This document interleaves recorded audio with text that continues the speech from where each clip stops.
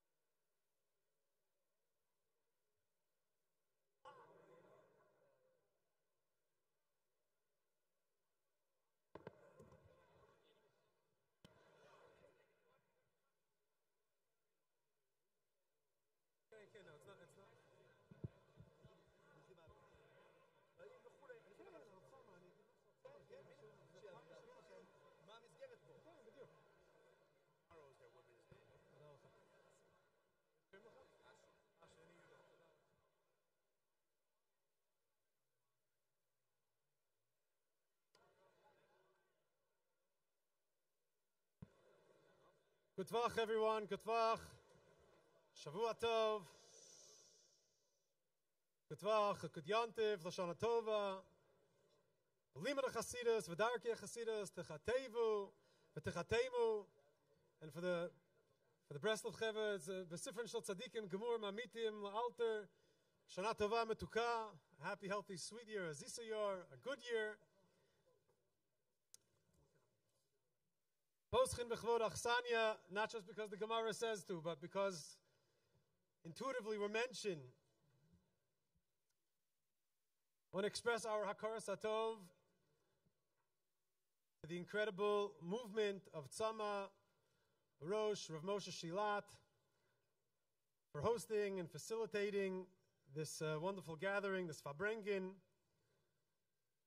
For the past 11, 12 years, Hananya has been putting together a little Fabrengen on Yutis Kislev, Chesed, and the Breslov Shul, here, there. You see what happens, La'at La'at, Pischuli Pesach, ultimately you're in an Ulam Kipshuto. The vision, the promise, the prescription of Hafatzos HaMa'ayanos,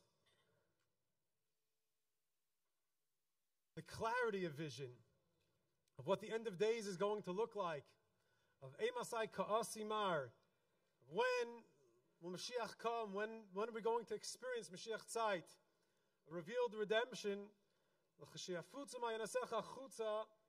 not something seguli. Rabbi Yoel Khan, Zechus Elenu used to say this is not just like some magic trick. It's not like something like an idea, like a vart, but it's metzius. It's reality. Looking around the room at the kibbutz galuyos, kipshuto, and the hafatza, the well springs that are spreading to the outside. It's a ashreinu matov chelkeinu. Tzama this year is dedicated specifically to the Tzlacha, soldiers and their families, all of those who are chatuf, patzua, beguf, v'nefesh. Alter Rebbe said that there's different versions, there's different eschos, but whoever celebrates with me on this Yontif, Yishiyismach v'simchasi, on this day of Geula of Yutis Kislev, come along with me from darkness to light, from hell to paradise, from a place of constriction and confinement to the Merchav. Pada b'shalom nafshi, should be zoche everyone, together with their families, to ner ishu beiso, to be home, to be safe, to be illuminated with the light of Pnimius HaTorah, night of Chanukah, the light of Chanukah, ultimately the light of the Beis HaMikdash. Such a chus for all of us to be here together this evening, and it's so special. For sure not going to introduce Rabbi Jacobson and Rav Weinberger. That's for sure not happening. Just say it's our privilege and it's our pleasure, and we're so grateful. It's been a marathon. Rabbi Jacobson, and thank you for making time for all of us over here. Thank you, thank you.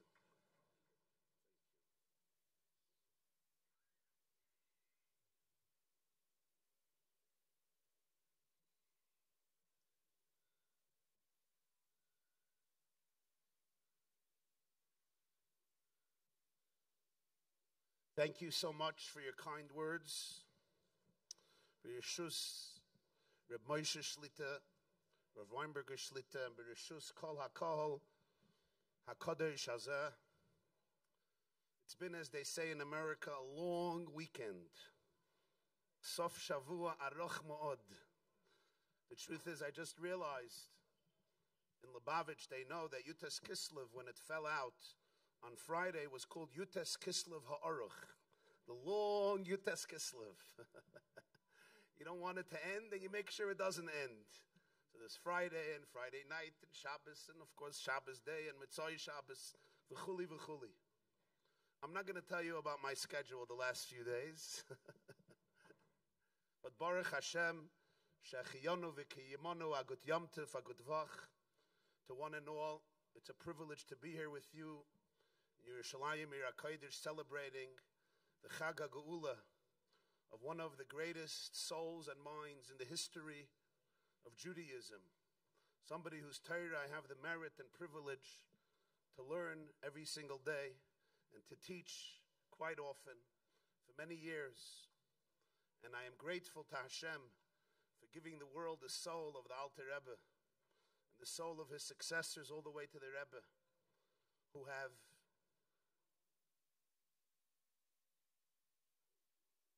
revealed to us the texture of reality in unprecedented ways, to be able to suck the marrow out of life and live every moment of life to the fullest with joy, bliss, ecstasy, and the experience of oneness while holding space for all the pain of brokenness. The Alter Rebbe, the Baal HaTanya, Rabbi Shneur Zalman of Liadi, was liberated from imprisonment, Yutes Kislev Tov Kuf Nun Tes. That's 1798. The next year, Yutes Kislev Tov Kuf Samach, which means 1799, December 1799. Many Chassidim came to the place where he moved to, called Liadi, it's in Belarus, to celebrate with him. And that Yutes Kislev, the Alter Rebbe said a Maimer. And the Maimer began quite fascinatingly with the words, every Maimer Chassidus begins with either a Pasuk or a Maimer Chazal. The Maimer Yutes Kislev Tov Kuf Samach, 1799, began with a Maimer Chazal. Which one? Shabbos Daf Chof Aleph Amud Beis. L'shon Acheres Kavum B'Halel V'Hodah. After the miracle of Hanukkah, where the oil burned for 8 days, the next year they established the 8 days as days of Hallel V'Hodah. Gratitude, Hallel, praise, light, and gratitude. So that everybody understood this was L'shon Acheres, a year after Yutes Kislev. The Heilige Kedushas Levi, Rabbi Yitzchak Berditchev, who, by the way, when the Alter Rebbe came out of prison, he penned 2 letters to 2 people to tell them the story. One to Rabbi Yitzchak Berditchev, and one to Reb Nachum of Chernobyl, the Moir Einayim. And not the Nachum of Chernobyl, the Kedushas Levi Yitzchak Berditchever, and the other one, Reb Baruch, the Moir Einayim passed away a year earlier. It couldn't have been the Moir Einayim, I just realized. It was the Reb Baruchel of Mezhebush, the Rebbe Reb Baruchel, the grandson of the Baal Shem Tov. 2 letters, very similar. Rabbi Yitzchak Berditchev writes in Kedushas Levi, why did they wait a year to celebrate Hanukkah? Why didn't they make the Yom Tov that year? Why wait a whole year? And he answers, because Yomim Tovim in Yiddishkeit are not commemorations of a past event. The same energy that existed the first time exists every year on that time. So when Hashem makes a holiday, Minat Torah, there's no question. But when the Chachamim have to make a holiday, they don't know if that's what's going to happen. So they had to wait L'Shana Haba to the next year. And when they felt in the atmosphere of the universe the same energy of Chanukah the year before, they knew, now we could make it L'Shana Haba Kavim. So the next year, Tov Kuf Samach, he said the Maimer L'Shana Haba Kavim, which means it became a kviyas of a Yom Tov, Ad Bias Goyal Tzedek Va'ad Bechlal, the Gilui of Pnimiyas HaTorah, of the Nishmas HaTorah, of the soul of Torah, which is the soul of Klal Yisrael, which is the soul of Hashem, which is the soul of the universe, to be able to live with your soul, to be able to live with your Pnimiyas and Atzmiyas. That was the Maimer L'Shana Haba Kavim. It was a short Maimer. It's printed in a sefer called Maimori Admir Azaken HaKtsarim. But it's a short Maimer, I don't know, a half a page. You could probably learn it, not probably. I'm telling you, you could learn it for 90 years. You could learn the Maimer for 90 years. The Maimer, he said the first Yutes Kislev. I want to say one line from that Maimer. The Baal HaTanya, the Baal HaGeula, Alter Rebbe says over there, he says something very interesting. He says, what is the greatest pleasure in life? People are always looking for pleasure, for bliss, right? Bachrim know it pretty well. They're looking for pleasure. You know, where's the next show in town? Where's the next show in town? Okay, Binyanei Oma, I'm here. People are looking for pleasure. People are looking for tainuk. But there's 2 types of bliss. There's one bliss that is a distraction from bliss, and there's a bliss that actually takes you to the frequency of bliss in the universe. The 2 can be very confusing, because the first one also looks like bliss, but it's a distraction from bliss. In other words, it's blissful long enough to distract you for a few minutes from your search for bliss. But you know right after that you're with a void, and you're on to the next piece of action. And then there's a bliss that turns you into the actual frequency of bliss in the universe. There's a frequency of bliss. What's the frequency of bliss in the world? The answer is Ein Sof. Infinity is the source of all bliss. It's the source of everything. All goodness, all bliss, all life, all light. That's the frequency of bliss, but it's a frequency. You have to tune into it. There's a frequency of guilt. There's a frequency of shame. There's a frequency of hate. There's a frequency of self-shame, self-hate. There's a frequency of jealousy. Anybody is familiar with these frequencies? They're powerful. Then there's a frequency of love, frequency of trust, frequency of surrender, and a frequency of bliss. They're much higher. They're higher frequencies. They're not so easy to access because they're not pulled down by gravity. But once you tune into them, they're very liberating. And the Alter Rebbe says, how do you tune into this? So he says, what's really the deepest pleasure? If you'll ask people, how do they get pleasure?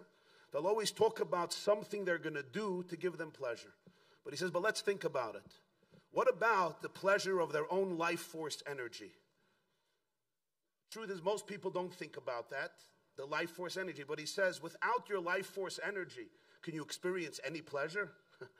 If a person is chas v'shalom not alive, or they're completely numb, they can't experience any pleasure. So every pleasure you experience in the world is only through experiencing your inner life force energy. The truth, thus, however, he says, to experience something as pleasure, it has to be unique. And our life force energy is constant. So people just take it for granted. They're not even aware of it. If they would have experienced the moment of their creation, it would have been amazing. But they weren't there to experience it. Once they're created, it's constant. They don't even look at it. V'zeh ta'uz gadol, he says. And this is a great error in life. Because the only and exclusive source of bliss is your own life force energy, which is purely divine. Hashem puts in his life force energy that comes through you and you and you and you and you and every single moment. And he says, therefore, this is how you have to read the Torah. Bereshis is a question. Bereshis, what's the beginning of everything? Answer, Bara Elokim.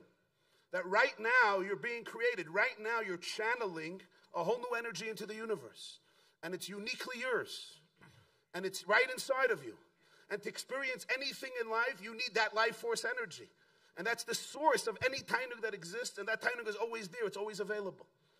And it's completely the godliness, the chelik elokam imal that you manifest right now, right here. But there's so many blockages and distractions that it's so hard to go there. But the moment anybody has ever touched that space, you know exactly who you are. You never compare yourself again to another person. There's no jealousy anymore. You also have a clarity. There's also no question of am I secure, am I insecure. Your confidence is unbreakable because you're divine. You're just a manifestation of the divine. There's a powerful teaching of the Mezritcher Maggid, whose Yom Dehilula is Yartzeit is also Yutes Kislev, Tavkuf Lamed Gimel. Right before he passed away, he looked at the Alter Rebbe and he said, Yutes Kislev is unser Yom Hilula. Yutes Kislev is our, so to speak, our anniversary, our celebration. He passed away that day. The Alter Rebbe was liberated that day. The Moir Einayim, Reb Nachum of Chernobyl, Schusay Yogan Aleinu, in Sefer Parshas Bereshis, says something he heard from the Mezritcher Maggid. One of the most beautiful teachings I've seen. You could probably write 3 books of psychology from those 6 lines in Moir Einayim. I'll try to do it in 7 minutes. He says as follows. Everybody knows this. We grew up with this. It's a Rashi in Parshas Vayeshev. It comes from Maseches Seita Daf Lamed Vav. It's also in Medrash and in Zohar. Vayavay habayis lasas malachtay. Yosef HaTzadik comes home to do his work. Ve'inish me'anshe habayis sham. There's nobody there. And Eshes Potiphar, the wife of Potiphar, who stayed home, Batispeseyu bevigdoi leimar shichva imi. She grasps him by his cloak, by his kapota, his sartuk, his bekesha, strimel, I don't know, whatever. She grabbed him by some beged. Shichva imi. Vayazoiv bigdoi biyada, vayonos vayetze hachutz. He leaves the cloak in her hand because she grabs it. It's torn, and he runs outside. Zog the Gemara, what does it mean? Vayavai habayis salasas malachta. What is that supposed to mean? What does it mean he came home to do work? It's an argument, Rav and Shmuel. One opinion is literally he came home to do some work. He had a lot of work to do. The Targum writes, Lemivdik bekisve de chushbena. He was also an accountant. So that's what he did. The other opinion in Gemara is Lasas Trach of Ima Nichnas. He actually surrendered to her. He acquiesced. After such long nisyonis and gruesome nisyonis, finally, Vayavai Habaysa Lasas Malachtoi Ima with her. So what happened is the last moment. Muzdi Yoiknoi Shal Yaakov Aviv Ra B'chaloin. He saw the visage of Yaakov, his father, in the window, and he abstained. He ran outside. And everybody wonders, what was that image of Yaakov and his father? According to the Gemara, Yaakov gave him a message. So it was actually the words of Yaakov. The Zohar just says he saw the image of Yaakov. He knew what Yaakov looked like. He was 17 years old when he left him. He grew up by Yaakov.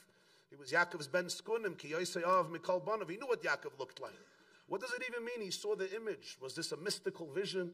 Was this an otherworldly experience? Was it in his own imagination? Did Potiphar's wife have a television and Yaakov was interviewed on CNN? I doubt it. What does it mean he saw the image of Yaakov, his father? So the Holy Meir Einayim says something that the Holy Mezritcha Maggid, Rabbeinu Doiv Ber Baladi Lulav Yitas Kislev, says as follows. This you have to open your minds and your hearts. It's a very, very deep Torah. I'm going to try to bring it down in English the way I understood it, at least one aspect of the way I understood it. The whole world learns. He's looking at the wife of Potiphar. She's extremely seductive and tempting. The Gemara describes in Yuma Daf Lamed Hey what she used to do. Every meal she changed her entire attire. Begadim Shalav Shachris was not mincha, was not ma'ariv. You can imagine Potiphar's credit card bill. It's like in the Pesach programs in the hotel. They have to every. For those who go to hotels, you understand it's an inside joke. If not, you're lucky. For me, it's not a problem. I just wear this for 8 days straight. But for the Noshim Tzidkaniyas, it's a different ma'aser. So in any case, lahavdil. But in any case, the Gemara describes in graphic detail who this woman was. She was a powerful person. And she threatened him with gutten and with schlechten. I'll poke out your eyes and I'll kill you and I'll destroy you and I'll crush you. And she came through with a lot of her threats. This was difficult. And he's looking at her and he surrenders. But then suddenly, somewhere he sees the image of Yaakov. Where? In a window. Bachaloin. The Meir Einayim says that's not what the Maggid teaches. The Maggid teaches it's much deeper than that.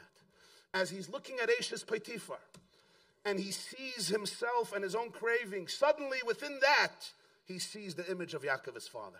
Within that experience, looking at Eshes Potiphar a little deeper, suddenly he saw Dmuz Diyoikno Shel Yaakov. What is that supposed to mean? Yosef was 17 years old, but he was Yosef HaTzadik. He was an aware young man. He had awareness. And he asked himself the question that every real person has to ask themselves. What am I looking for? Why do I want her? What is in this person that I'm searching for? There's a search, there's a yearning. Don't just look at the software, look at the hardware. Don't just look at the tzurich hitzoinis. Don't just look at the taiva from the outside. Ha'adam yireh le'inayim, Hashem yireh levei. What are you looking for? What are you looking for in Eshes Potiphar? What is she going to give you? What solace? What comfort? What depth? What wisdom?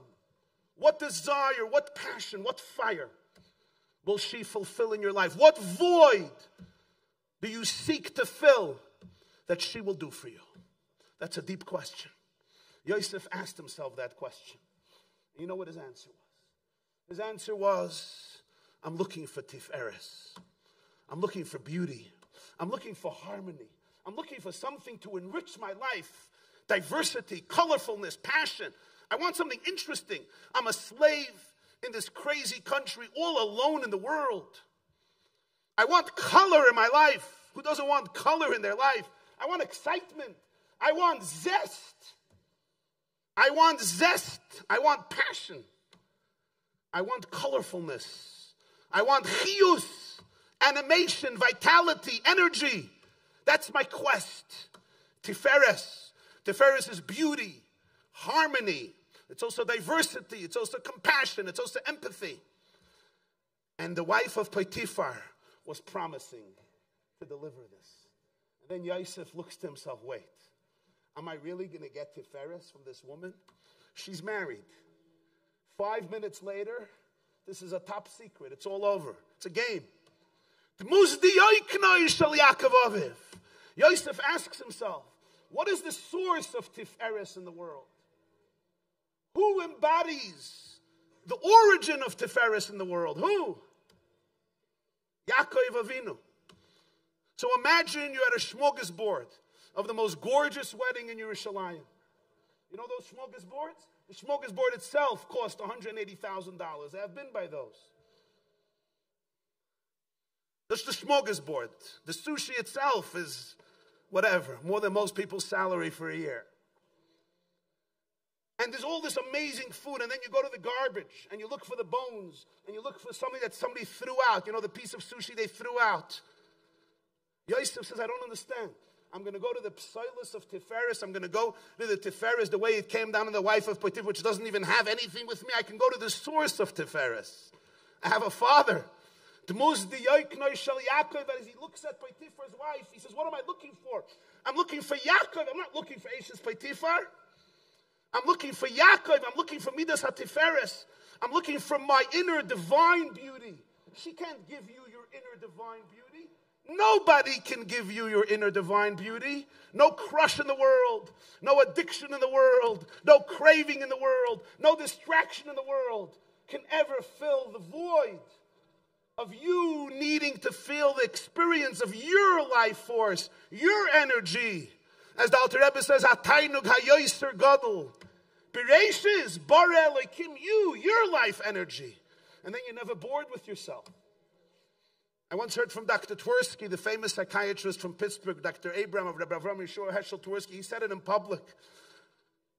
He said the doctor once told him that he needs to go to a spa and stay in the bath, a hot bath for 30 minutes. So he's Mekayim the mitzvah, l'shem yichud, he goes into the spa. He asks the attendant over there, can you give me a newspaper? He says, no, you can't have a newspaper. Could you give me a book? No. Could you give me a phone? No, garnished. That you have to stay in the bath yourself. So he said for the first 2 minutes it was wonderful, it was like a hot bath, a nice sauna. But after 3 minutes he said I became miserable. I didn't have what to do with myself. And then he realized I am so bored with myself. And he realized I am the most boring person to myself in the whole world. Give me anything. Give me a paper. Give me another person. Give me a telephone. Give me anything. Just don't give me me. The aside of the whole chassidus is, can you discover your own life force energy? Because there's nothing more exciting in the world. How do I know there's nothing more exciting? Because God decided right now to manifest His infinity through you. Bereishis bar Elokim. When Yosef understood this, he's like, he suddenly realized what he's really searching for. I'm not going to confine it to this limiting addiction, which is not even going to satisfy me for more than a few moments. I can have chutza, infinite tiferes. If I could take this Moirei Einayim one step further and use contemporary terms, I would say this. You know what Yosef really realized? He realized he wasn't looking for the wife of Potiphar. He was looking what most Bachrim are looking for when we go for so many different distractions, kosher ones and unkosher ones. And you know what it is? The Muzdi Yokna Shal Yaakov. Yosef realized he's looking for his father. He's looking for attachment with his father. He's looking to heal attachment wounds. Because when a person doesn't really feel attached, loy toiv heyos ha'adam levadai. He's looking for Yaakov Aviv. Thank God, Yosef had attachment with his father. He had a father who never stopped crying for him, who had a father who never stopped believing in him, who had a father vayimayim leisnachem, who never gave up on him because he knew he wasn't dead. He knew he was alive spiritually, and therefore vayimayim leisnachem, and therefore when push came to shove, the Vayimayin of Yaakov empowered the Vayimayin of Yosef. There's only two Vayimayins in Vayeshev. The Vayimayin Leisnachem of Yaakov empowered the Vayimayin, the Shalsheles of Yosef. That's why it's a Shalsheles, because he was connected to a chain. He had Dveikus v'nafshoy, Kshura, Benafshoy, as we would say later about him and Yaakov and Binyamin. The Muzdi Yoikno Shal Yaakov Aviv. Suddenly he realized, Ichdaf Atata. I don't need Eshes Potiphar. We all have voids, and we run from one distraction to another distraction to fill them. What I'm looking for is I need to find my real attachments. I need to find authentic connection. Authentic connection can never be taken from you because it's the connection that you own. It's the connection that is innate. It's the connection that is intrinsic. It's the midas hatiferes that cruises and vibrates and pulsates through every cell, every atom, every neuron, every sinew, every bone, every limb, tissue in your body. The musdi yoiknoi shel Yaakov Aviv ra b'chaloin. You always have to ask yourself, what is the wound I want to heal with this relationship, with this distraction? What is the void? And will this fill the void or will not fill the void? And then you make a choice. If it won't really fill the void, why are you going to the dregs when you can grab Yaakov Aviv, begin healing the void, begin filling it with that which is yours forever. That is the energy of Yechelik Elikami Mal Mamish. That was the great Gilui of Pnimiyus HaTorah, to be able to help people identify, number one, what the real void is, and therefore identify, number two, how at any moment they can hold space for the void and then fill it with that which is eternally and intrinsically yours for eternity. Thank you, Agut Yom Tov.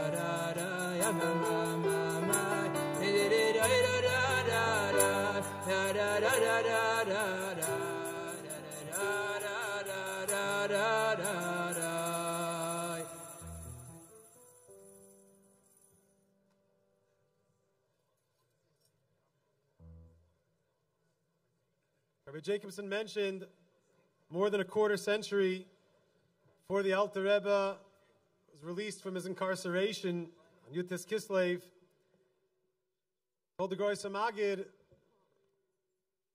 Magid of Mizrich,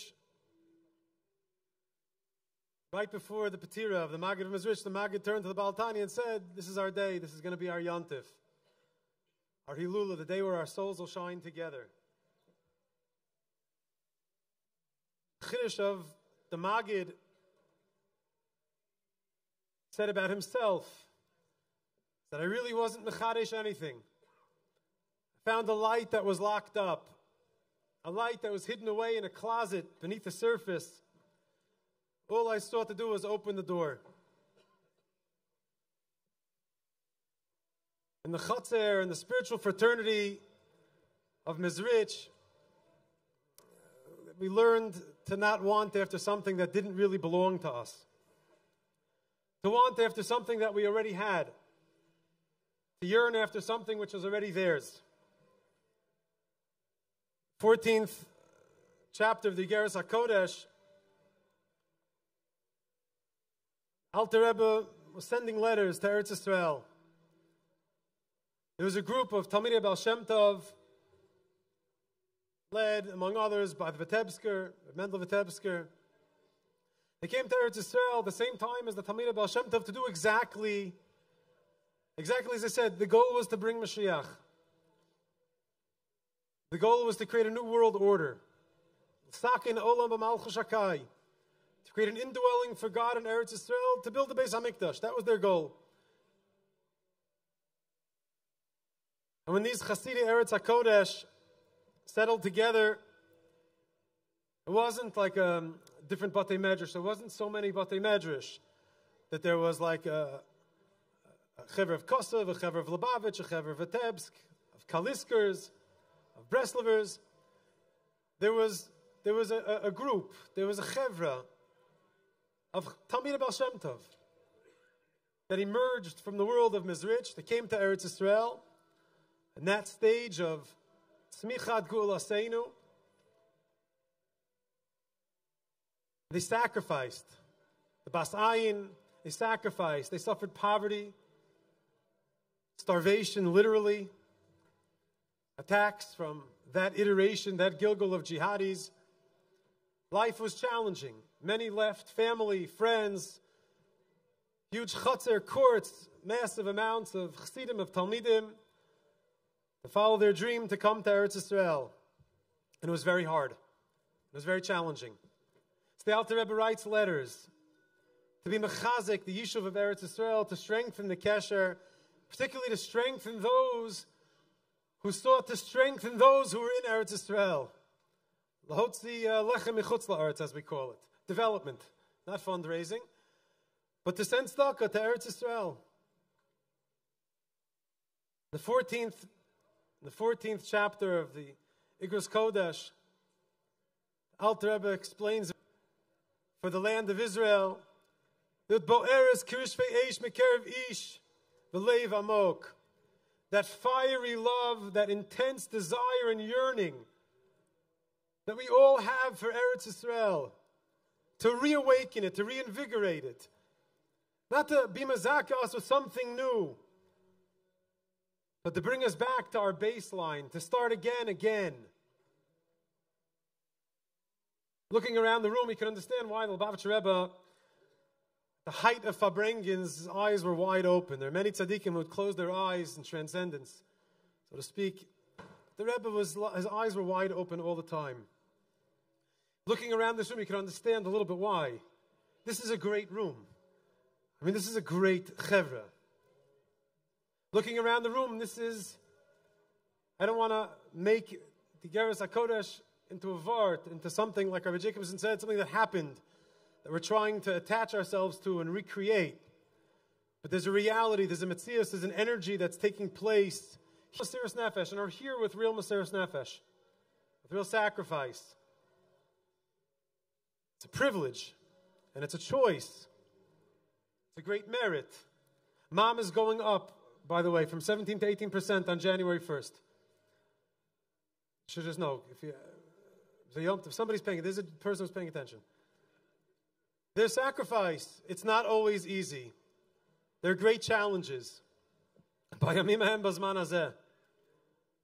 matter how long we could be here, sometimes we feel like it's Tzigakiminer, like it's new. It's hard to express ourselves. Maybe you could order a shawarma, but it's hard sometimes to advocate for our kids in school, to navigate cultural and societal, Yoni's Henner saying, yes, to navigate societal and cultural realities. Tonight is an opportunity for the Hasidic Eretz HaKodesh of today, for all of us,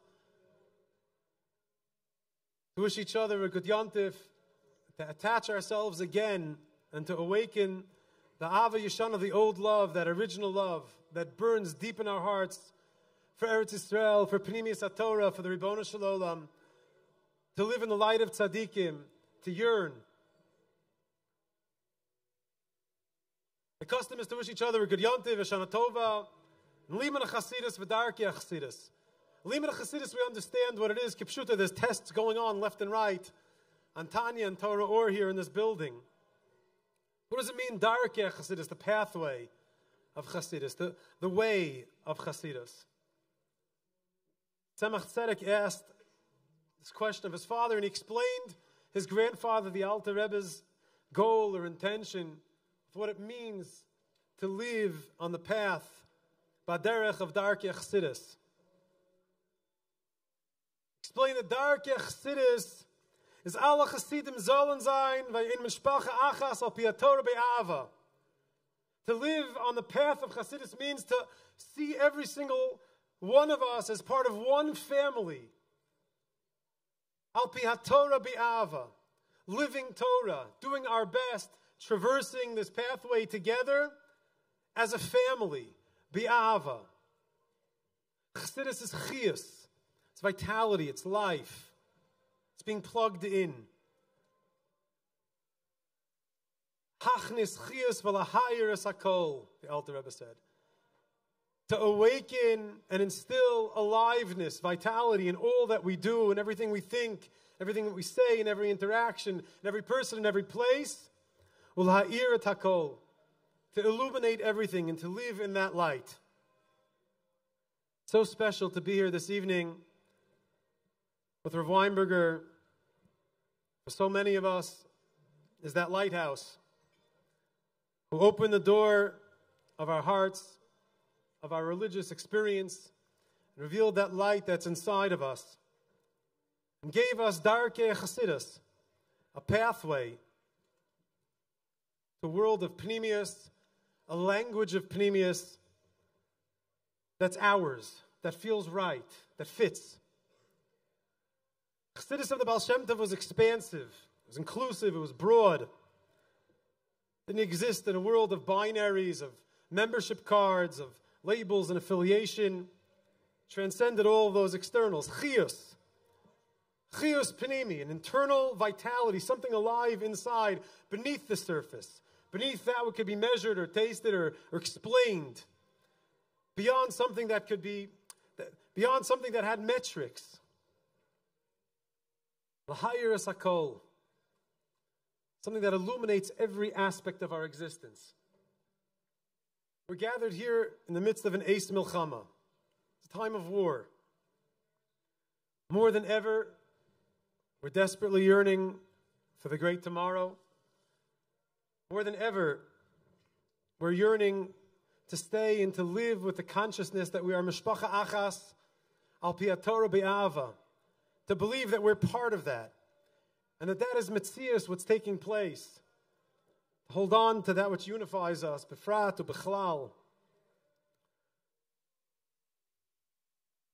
Speaking last Shabbos with a soldier who had come out of Gaza for the third time. He said that in Jabalia, things were so clear. There was absolute focus. We were together, and he used the language mishpacha. We were family. Everyone had each other's backs from all different looks and ideas, different political affiliation, different levels of religious observance, all different types of Yidden. They're together in one armored vehicle, together in their unit. There was no tension over what you looked like and what you thought and what you believed. There's no tension over Nusach HaTfilah. There's no possibility to even get into the smallness, to be distracted by things that were chitzonistic, things that there's no possibility for pirud. There's no luxury. There's no option to have competition or machlokes. It was just basic Ahavas Yisrael, basic Mesiris Nefesh, fundamental Mishpacha Achas. Baal Tanya is like a wartime consigliere. The tzaddik that's giving us the roadmap, the algorithm, so to speak. Of how to live a life of soul. It gives us a glimpse into the back end of what all of this is that's taking place in our lives, in our homes, in our struggle, in our jobs, with our families, in our avodas Hashem, with this war in the north and the south, and all the different ufaratzta battlefronts. All of it has a back end, has coding that creates that picture. The Baal Tanya provides the algorithm, that code, to understand the sod of Nishmas Yisrael, the infinite power of the soul. Gives us a little bit of a look, so to speak, under the hood, to see the engine that makes all of this go, that makes all of us go. Well before the Alter Rebbe's incarceration, well after his release, we have the opportunity, we have the achrayus, we have the responsibility, la'orer es ha'ava yeshana, to awaken that old love, to remember how we got here. This is a Yerusha Hila Avasenu. This is something that belongs to us. And looking around the room, we understand the reality that Hafatzos HaMa'ayanos, the vision of redemption, is us. It's not some version that you find in a Malchus Vaxberger or some airbrushed idea of what was 200 years ago or what might be in the future. It's right here. It's happening. This is the ultimate expression of Nishmas Yisrael, to gather in an Eis Milchama, to generate light that necessarily and in Metzias dispels darkness. A light that's inside of us, a light that's ours. This is our yontif. This is our yontif. To reawaken that which was always latent. The chiba of Eretz HaKodesh, Belev Amok, deep in our hearts. The recognition that we have a chelik here in Eretz Yisrael and that we are the rebuilding. We are part and parcel of this future. We're not Tzigakimners. Maybe we're immigrants. God willing, our children, our grandchildren will be indigenous, so to speak. Maybe they'll be able to navigate the post office or whatever, Masach Nasal, a little better, please say amen. But for us, what is chus? And how special it is to be here in Yerushalayim, Ir HaKodesh, Paltern Shal Melech, Ir Shechuber La Yachdav. Days of redemption, days of nitzachon, days of hope.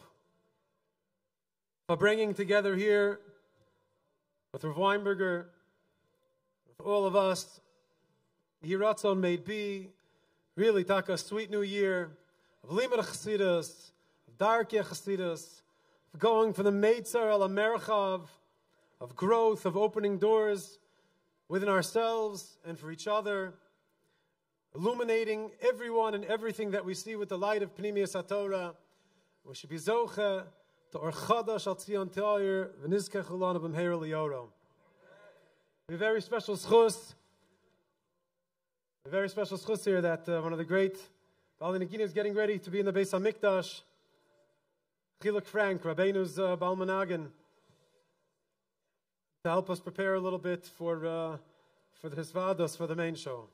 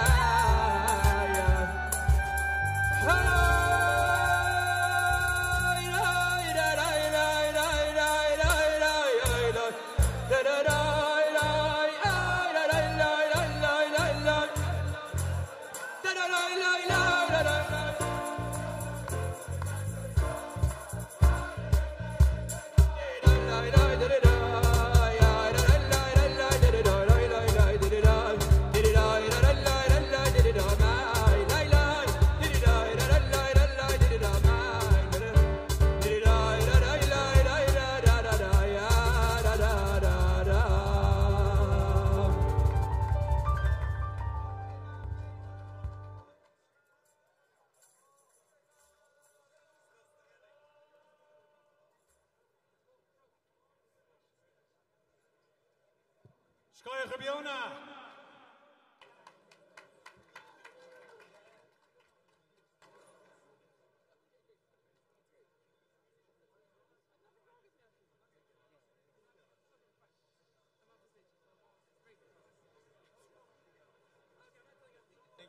Thank you.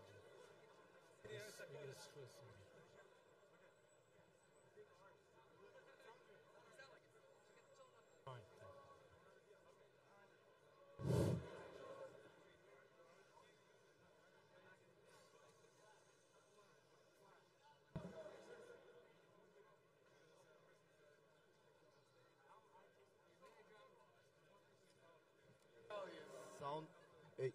סאונד מעניין אם אפשר לנתק את הקלרינט.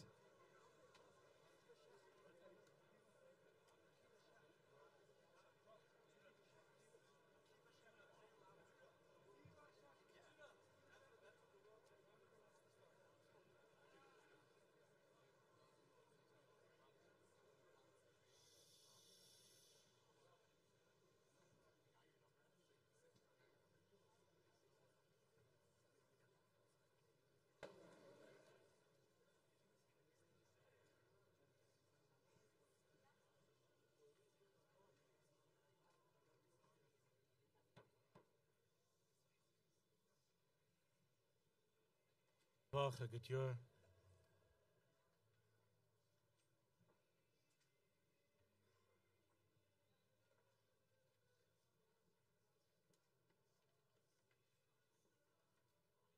I want to thank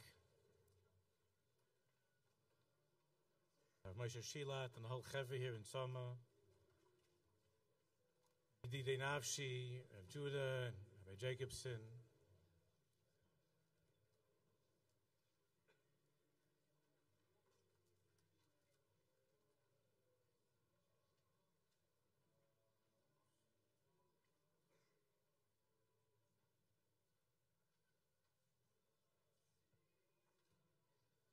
Some years ago, some Chevra that came from Chabad asked me if there was any interaction that I had with the Rebbe Schus Yerleinu. And they told there something that I really hadn't shared until that time, just some individuals, something more in my family. I wasn't planning on mentioning this, but there's such a hargosha that I have now.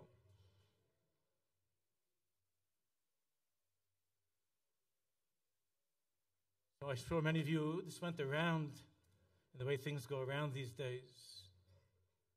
But I want to share it with you. There was a time when I was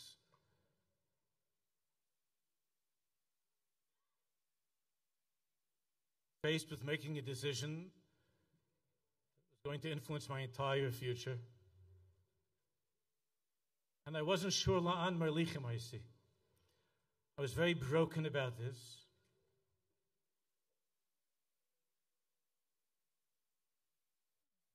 My parents, especially my mother, she should be well. Parents very much wanted me to be a professional. I was planning on going that time to go to law school. I had prepared for that.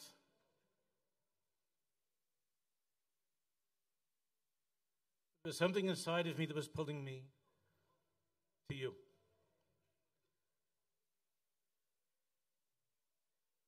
And I didn't know what to do. I didn't want to disappoint my parents. They went through a lot of things in their lives. At the same time,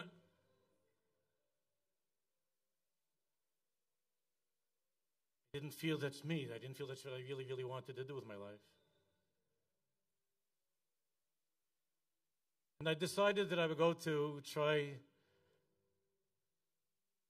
to see what the Lubavitch Rebbe had to say about that. So many of you heard this from me. Of course, it wasn't possible anymore to have Yechidus with the Rebbe. So I was talking to some friends of mine, some Hasidim, And they said, you know, it's Sunday morning. It wasn't the morning, it was probably mincha time. And to go, maybe I'll be able to get in a word when the Rebbe comes out. After mincha, I think. So I went to 770. And I was so excited because there were only like 10 people there outside waiting. And I thought that I would actually be able to talk to the Rebbe, to ask him something. But then around 30 seconds, a minute or 30 seconds before it was time for him to come out, all of a sudden there were hundreds of people. And I was pushed like to the back. There was some kind, big chassid that gave me some help to get to the front of the row. That time I was a high school, or leaving high school,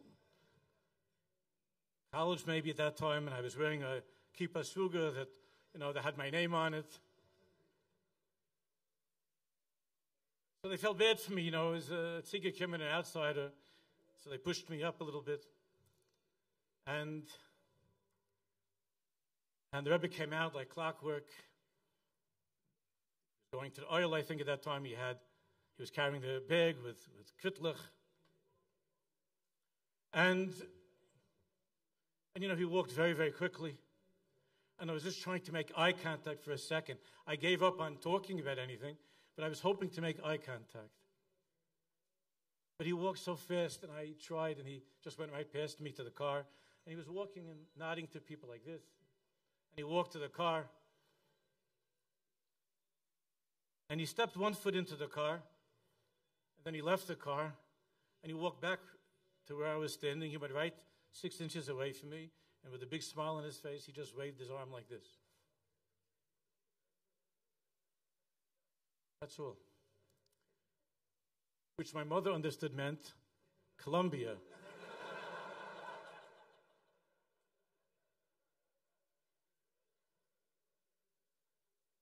My father, Zichrono Livracha, understood it the way that I did.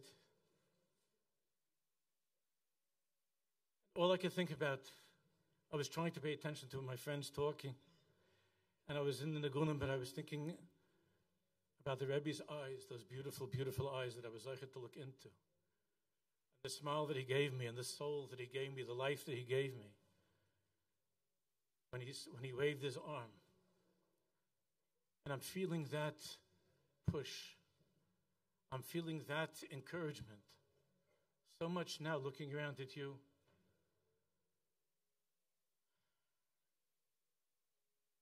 I'm so grateful for HaKadosh Baruch Hu for bringing us together.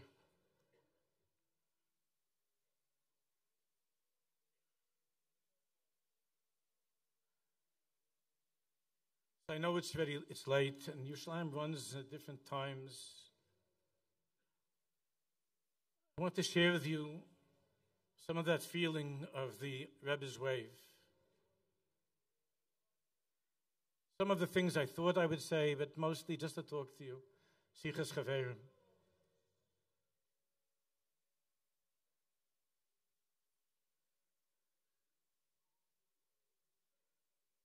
Chaverim came from Karvei Lecha to, one of the Chaverim came to interview me, to speak to me about Chassidus over here in our dear in Yerushalayim.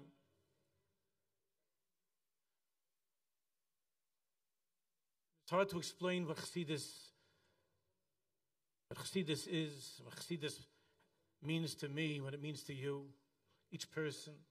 Like Rabbi Nachman says in the first Torah in Sichas Haran, Ani adati ki gorla Hashem, Ani. Only I know what that means to me.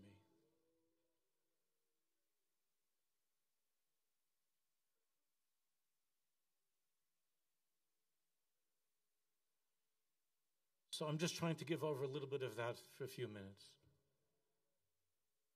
It was given to me to share, which I've been trying for all of these years to share with my Chaverim.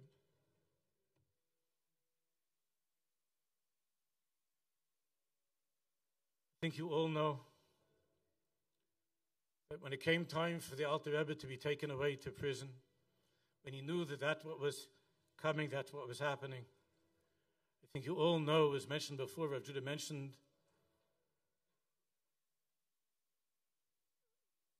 and And Rav Jacobson also mentioned the Kedushas Levi. But I think that you know that the Alter Rebbe sent a shliach, the Baditchev, the Heilige Baditchev is Chusi Yerleinu. He sent a shliach to tell the Kedushas Levi what was happening, and that the Kedushas Levi, the Heilige Baditchev, should be Ma'ir Rachmim. The Alter Rebbe wasn't just asking for himself to be Ma'ir Rachmim and the Baal Shem HaKadosh. The Alter Rebbe understood that the whole Teres Baal Shem was in danger. And all that the tzaddikim, that Chevraya Kedisha, from the Baal Shem, and the Mezritcher Magid, and the Talmidim of the Mezritcher Magid, all that they were poil, was in danger. And the light of Mashiach was in danger of being extinguished. Because the light of the Baal Shem is the light of the 7 days of creation. It's Irish to Mashiach.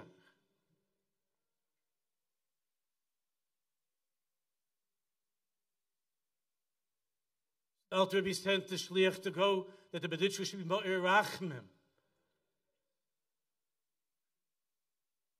Because who knew how to daven like the Kedushas Levi? When the shliach finally arrived in Baditchev,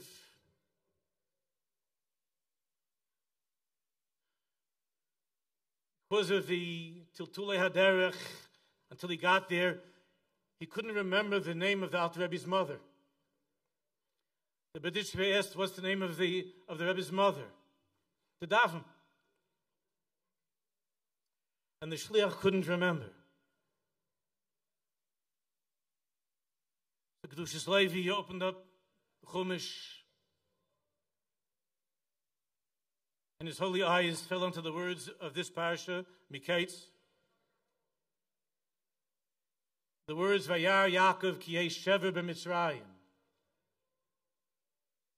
And the Baditchev screamed out, Shever, Shnei Zalman ben Rivka. Shnei Zalman ben Rivka, Shever. Shnei ben Rivka.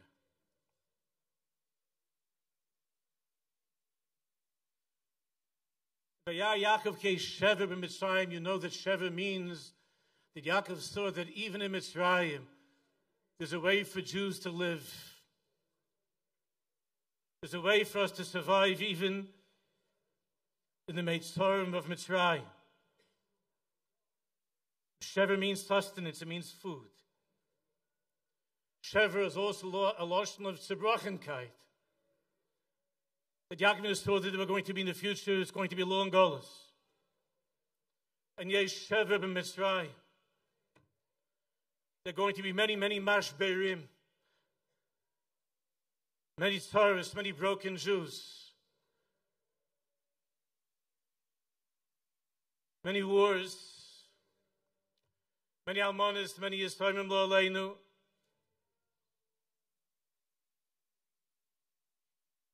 Many broken-hearted, disappointed people who want to get married, who aren't, who want to have children and can't.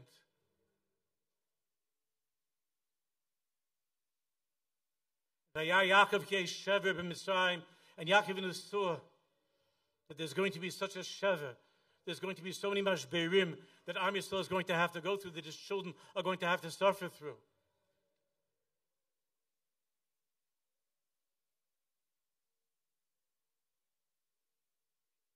And there's no question that the Heilige Baditchev saw in those words.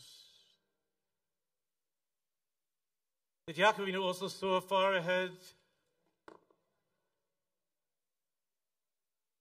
and that he saw that Hashem was going to send into the world the Baal Shem HaKadosh Chusi Yerleinu, the Talmid Baal Shem,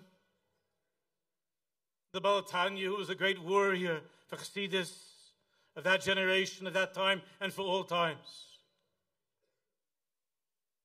Yesh Shever b'Mitzrayim.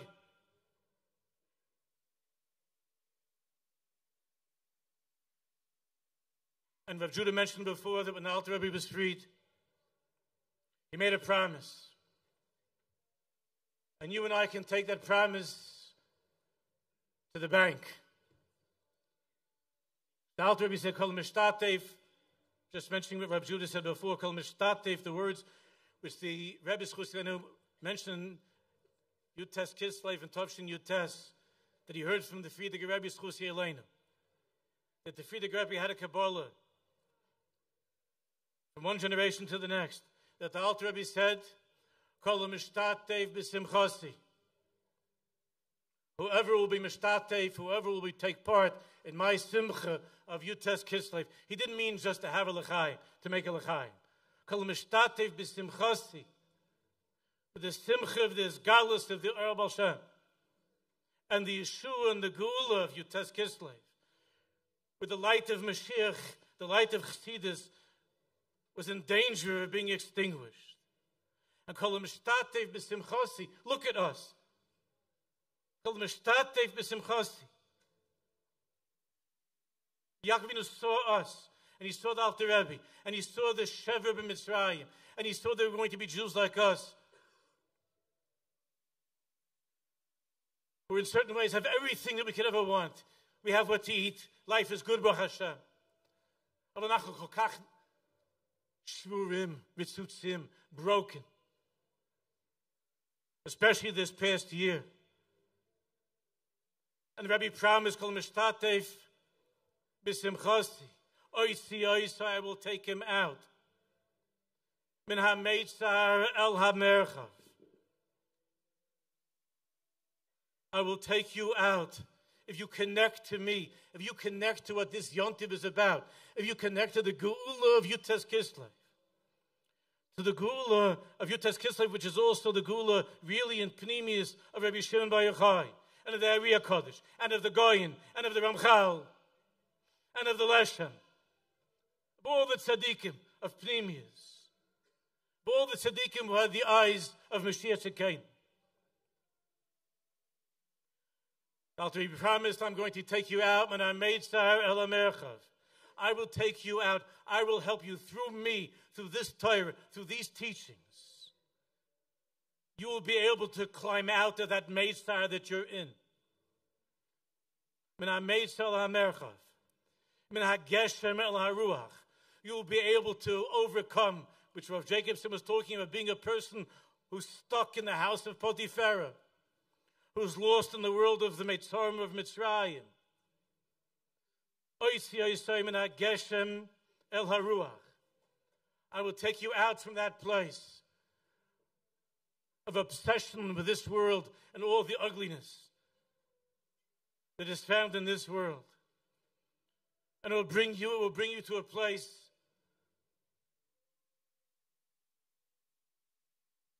of Vayetzei, Vayonas, Vayetzei achutz, min ha-merchel va-meitzar, min ha-geshem el ha-ruach, u'min ha-gehenim. Those were his final words. Even if Chalila, you're a Jew who has found himself, you find yourself, Chalila, in the depths of Gehenna. In whatever that iterations of Gehenna is in Tovshin Pei Hey. We have brothers and sisters that are in Gehenna and Kipshutai, an hour and a quarter or an hour and a half away from here. Who knows what they're going through? Who knows who's alive, who's there? Umin ha-Gehenna. And I believe B'Emunah Shlema that by being mishtatif in this and living a life of connecting to this Geula of what Yutes Kislev is, that we're able to somehow rip open the doors of that place as well of Gehenna. Listen to this, Chavra.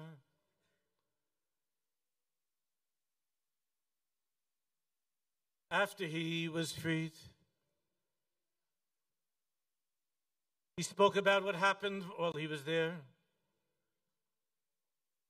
The Alter Rebbe spoke about the interrogation.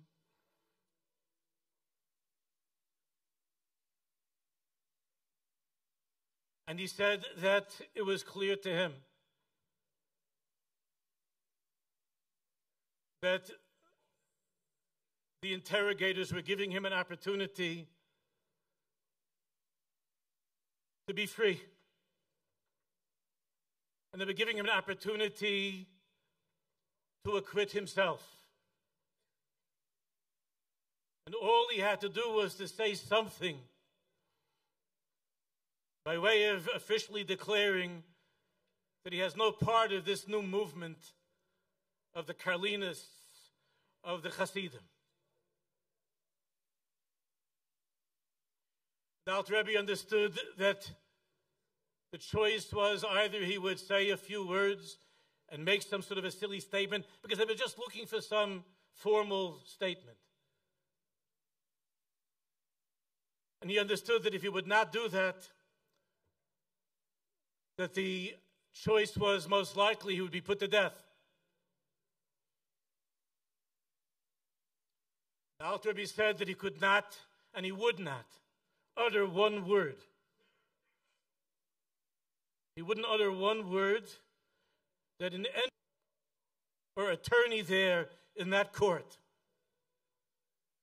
that he was separating himself in any way from the Baal Shem Tov HaKadosh. Even though he understood that it meant that he would most likely be put to death.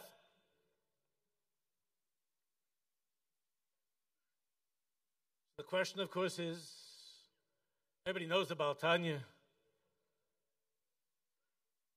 Was also the author of Shulchan Aruch Harav, and he knew how to learn very well. And even those of us who are simple Jews know that for such a thing one doesn't have to die to make some formal statement to an anti-Semite. He wasn't renouncing his belief in God. We're not talking here about Avodah Zarah. We're not talking about Gilarayis, Shvichas Damim. Dibur is a dibur kal. To take a step back from the Baal Shem HaKadosh.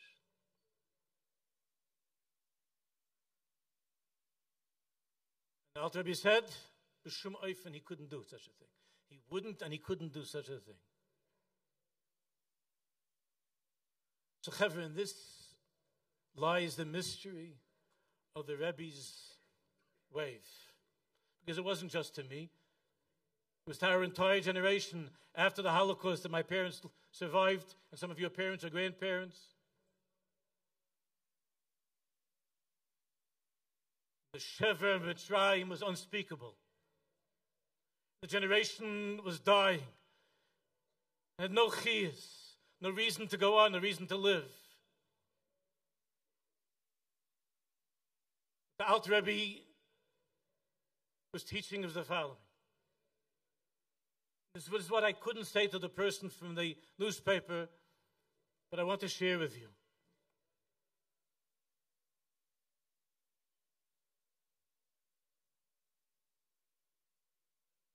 I was talking the other day, last week I had a conversation with the tzaddikas.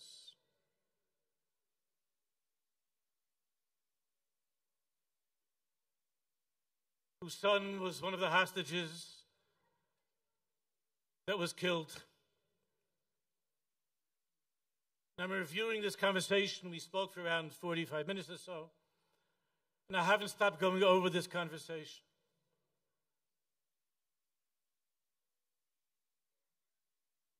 And I was thinking over and over while she was talking about his beautiful face, how I had seen his picture thousands of times.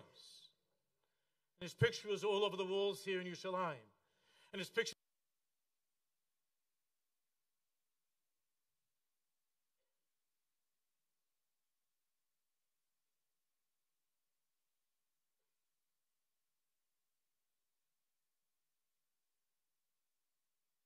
the Alter Rebbe spoke about this a number of times. That what he wanted most from the Chassidim was that they should feel one for the other. Rav Judah was saying in Mishpacha, all Jews, that when something happens to another Jew, when a Jew is going through a tzara lo aleinu, when a Jew is in a meitzar,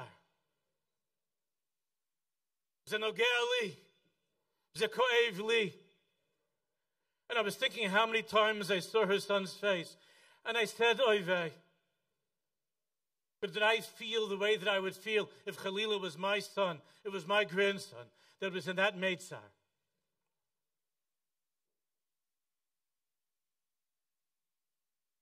That was in that Shever b'Mitzrayim. And I feel that I can't breathe. But she was telling me this. Not to be able to breathe, not to be able to go on, not to be able to think. Because there's another Jew who is in a Meitzar, who's in Gehenna.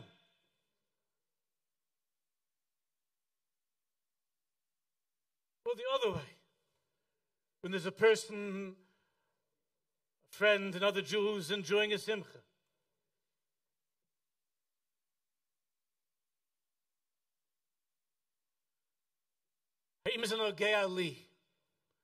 Do I feel that simcha is my simcha?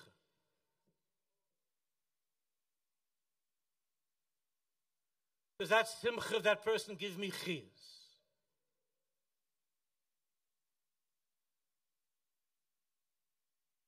When the great Hasidim, who was by the Baal Tanya, he was by the Mittler Rebbe, and he was by the Tzemach Tzedek, was Rabbi Isaac Homela, Susi Aleinu, that if he wouldn't have been a chos, he could have been the biggest rabbi in the world himself. A goyin, a kaddish, a maskil, a malmik in avodas Hashem. And more than anything, he wanted to have a private shir with the Alter Rebbe in Chassidus. He wanted to learn Chassidus with the Alter Rebbe one-on-one.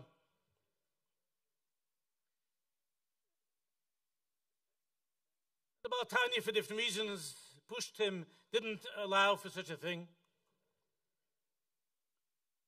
Till finally one day, Rabbi Ezekiel wrote down a kvittel. To the Rebbe, he wrote a kvittel. Rebbe, if I don't have this opportunity to learn with you now, panim al panim, face to face, not verbrengen, panim al panim. If I don't have this opportunity, I'm going to die. I'm going to die. I will not continue living. I cannot live.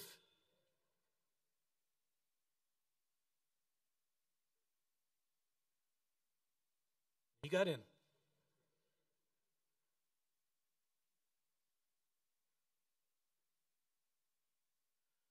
You know what it means to have a Rebbe? And this is why I'm talking about the Rebbe's way. If you know what it means to have a tzaddik, to have a Rebbe in your life, and to connect to the Sfar HaKadoshim, to have a Rebbe means there's a person in your life, there's a tzaddik in your life. Sometimes that could be your wife. Sometimes it could be a good friend.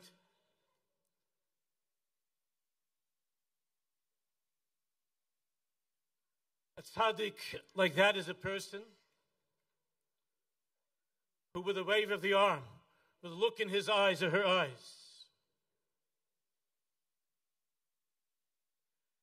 is able to give you the chiyus to live, the desire to go on living, and not just to live. A person can go to a shir. We heard beautiful words from two tzaddikim before, my friends. We heard gewaldig in the gunim from Yonah, from Chilik, from the Chevra. And it's possible to hear an entire shir on the subject of Atar Reis Ladas, of Ein Oid Mulvadai. It's possible to hear an entire shir where all that's being spoken about is Elokus, and to hear a niggin of Kedusha, to hear the niggin of the four bovas of the Alter Rebbe. It doesn't give you life. It doesn't give you chiyus. It doesn't give you a reason to live. You could open up on Friday night. You could learn a Torah from the. You could open up to Torah, to Lukutei Torah. You can open up to Me'er Shilach. You can open up to Lukutei Moran. And it's nice. It's good.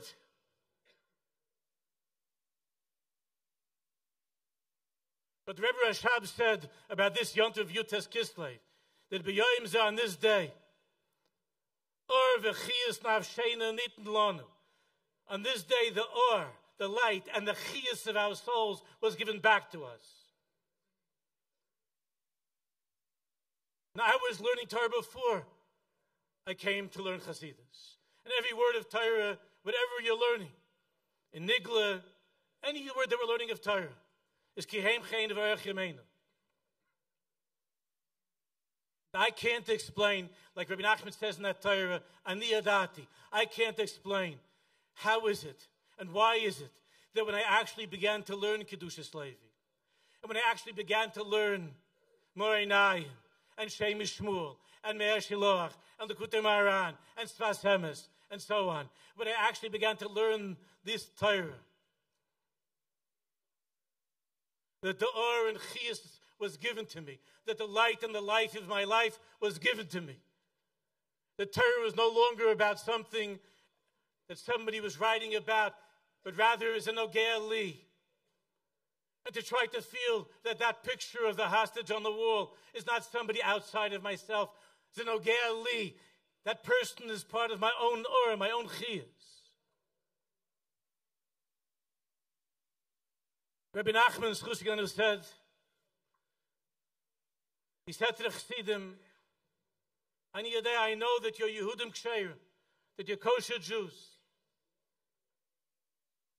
Avalola Zenis Kavanti. But that wasn't my kavanah. My kavanah was not, and even though it's wonderful, you're kosher Jews, they didn't have a daf yomi then, but let's say you're kosher Jew, you learn the daf, you go to davim, shachris min chamar b'tzibur, you do all the right things. Rabbi Nachman said, Loila Zenis Kavanti. That was not my intention with all that I'm putting you through and all that I'm going through. So what was his intention? So Rabbi Nachman said that you should be like Chayos, Lehamas B'yar, Leiloi Shleiman, you should be like animals, howling and screaming in the forest at night, with your love of God, with the Chiyas of Yiddishkeit, with the Or and the Chiyas of being connected to the Borei Olam. That was my kavanah. Like animals screaming at night. How did Chanukah happen, Chevra? Things were going on and on and on. And you all know the story. And there were 13 Jews. And these 13 Jews screamed out, Mila Hashem Elai. The same way we see by Shimon and Levi. The Nevola, there was a Nevola took place by Yisrael.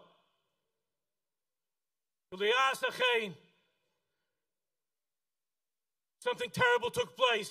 The Jewish people, Am Yisrael, was attacked. Am Yisrael was taken advantage of. Jewish women were taken away to Gaza. Loyasa came, and the Nevola by Yisrael. And there were Jews, the Chashmonim, who said, Zenogea lanu.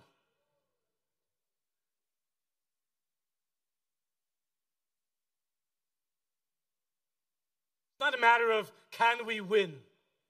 It was impossible to win. Rabbi bi'atim, Tmei bi'at harim, Rishonim bi'at tzadikim, Zaydi bi'at oiskei soresecha. It wasn't possible to win. The same way that Alter Rebbe understood that Al Pi Teva was not possible for him to go on living, that the Russians were going to kill him.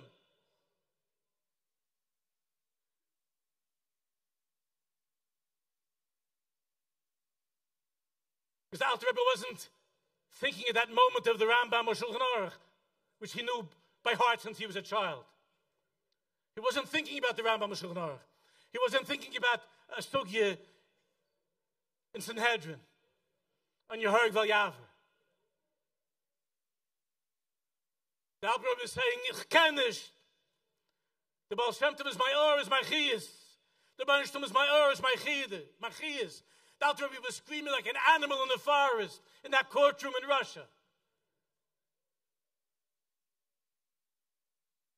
And each and every one of you, many of you I know, we're friends, old friends, Chaver from Shul, some of the Talmidim, the Bochum from our Kehillah.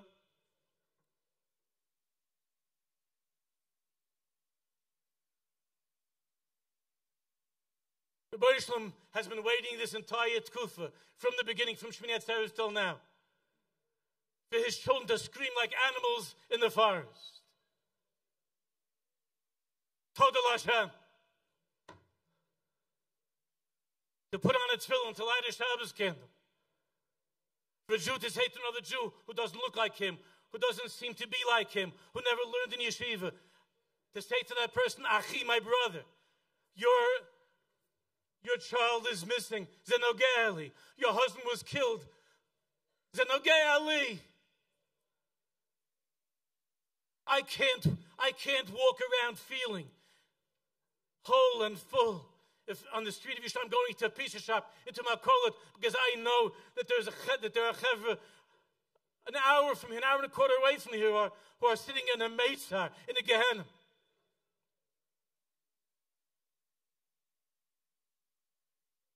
Therefore, there was Hisorus this past year of Liasa Cain.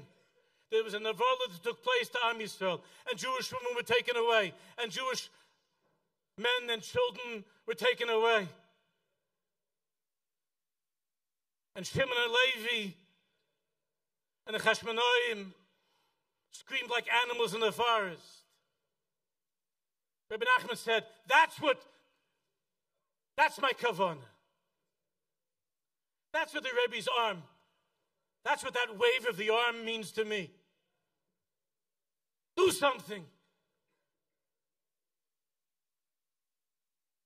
Davening is not just davening, it's the or of davening. Shabbos is the or of Shabbos.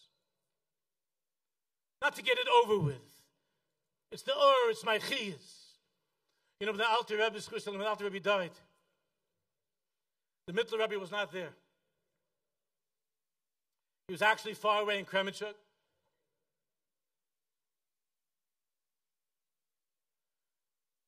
Working for his father.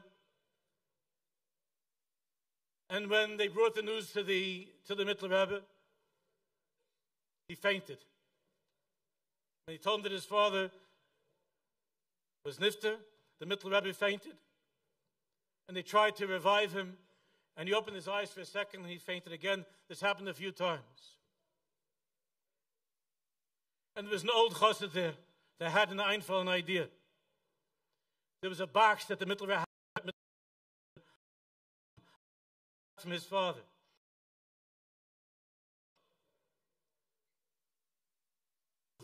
It's happening. All of you are part of an unbelievable mahapecha. Stay tuned. There are a lot of good things coming up.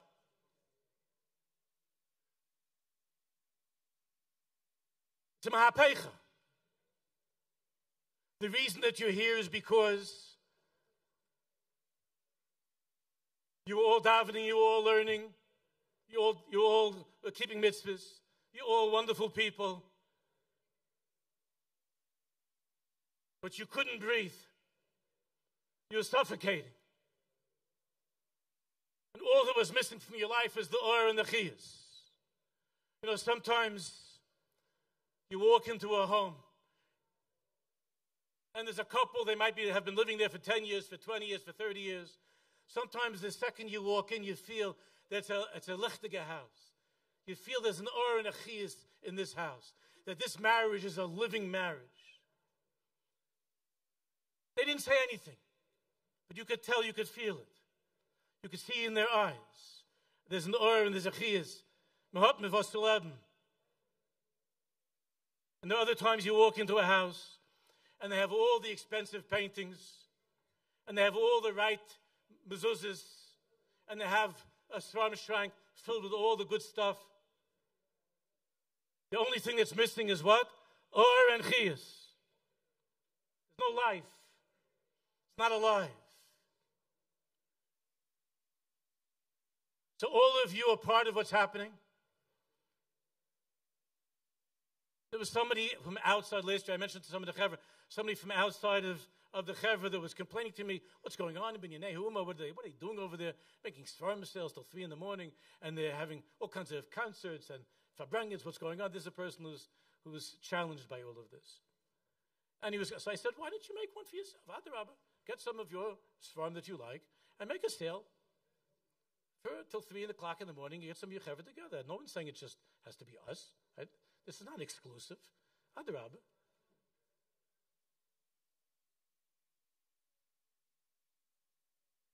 Those who are looking for Oren Chiyas in our generation have found a place, have found a way. The thousands and tens of thousands of Sfarim that are coming out every year. That when I was growing up and I went to Yeshiva Central Queens in Jamaica, not the island, Jamaica, Queens, where you were risking your life being on the Q44. The whole Sfarim still had a couple of Sfarim, a Sonsino Chumash or something. If you know the old timers know what I'm talking about.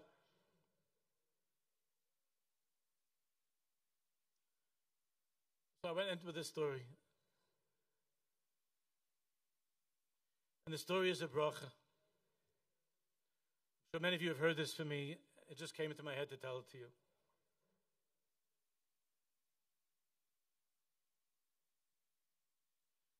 One year Purim, Chassidim came from all over. Many of them had to risk their lives also.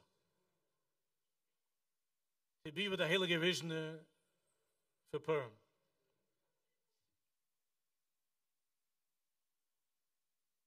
There were thousands of people in the Beis Medrash.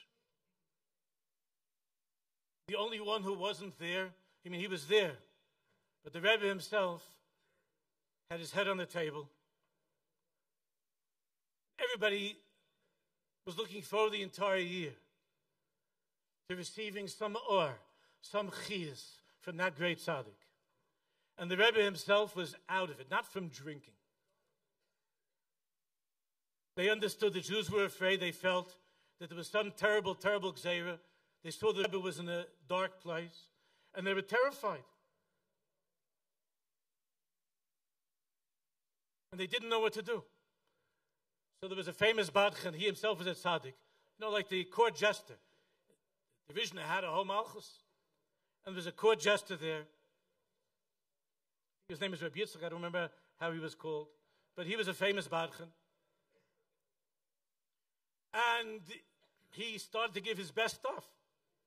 His best jokes for Purim. He was terrific. And the Rebbe was just like staring at him. The whole place was cracking up. And the Rebbe was just staring at him. Couldn't smile.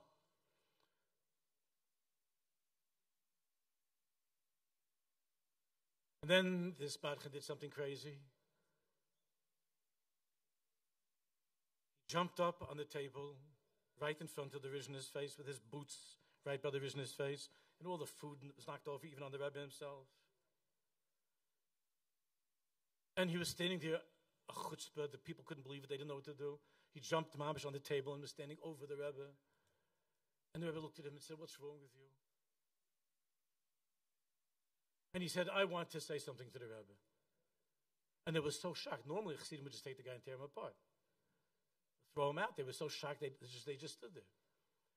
And he said, "I want to say something to the Rebbe." The Rebbe looked at him and he said, "What?" He said, there was a tzaddik in the world, Reb Naftali Ropshitzer.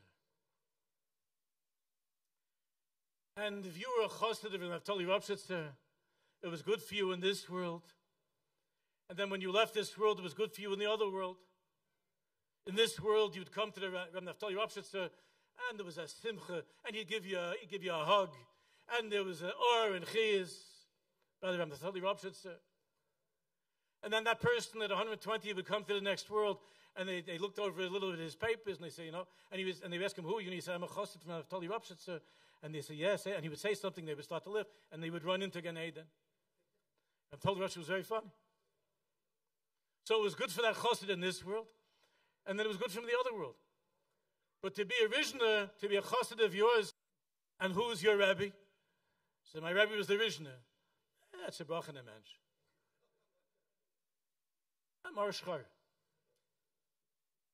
So it's not good by you in this world, and it's not worth anything in the next world. So at that point, the Rishna grabbed his feet and said, "Get out of here." And he started yelling at all the Chassidim, "I don't need any of you. You can all leave. Not this world, not the next world. I don't need any of you. All of you can leave." And people start to back up and get out of their chairs. They didn't know what to do. And the Rebbe was holding on to the Badchan's feet and said, "Why don't you leave me? Go." And then he sat on the table, the Badchan, like a little baby, and he began to cry. He probably had a few drinks. He began to cry, and he put his hands not on the Rebbe, but next to the Rebbe. He said, "Rebbe, I'll never ever leave you. I can't leave you. I will not leave you. You're my life. You're the truth. I'll never leave you. I don't care."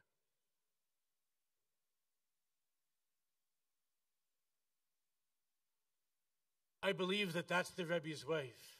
I believe that's the Yiddishkeit.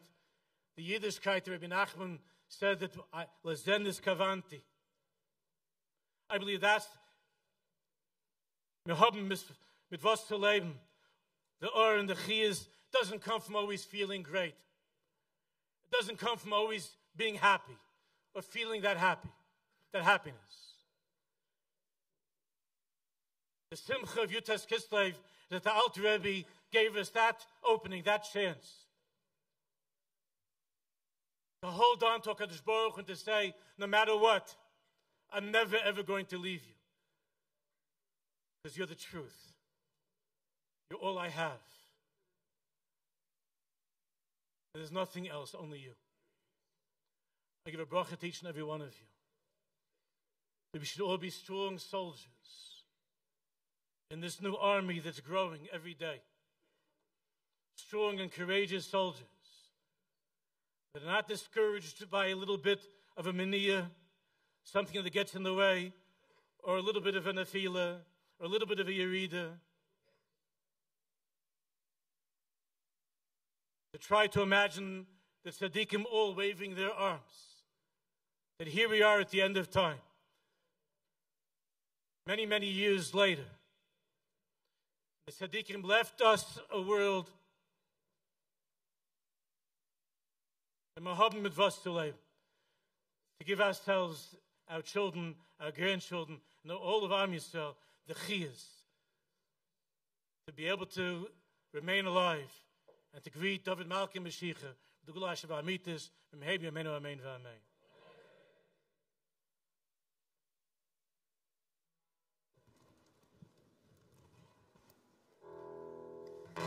Sheboneh Beis Hamikdash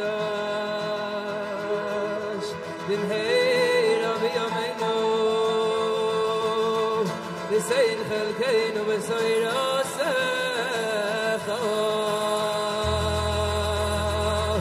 Sheboneh Beis Hamikdash B'mheira b'yameinu V'sein chelkeinu B'mheira b'yameinu V'sein chelkeinu v'soirasecha Sheboneh Beis Hamikdash B'mheira b'yameinu V'sein chelkeinu v'soirasecha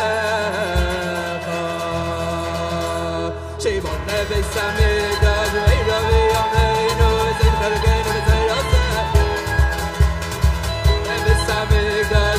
b'yameinu V'sein chelkeinu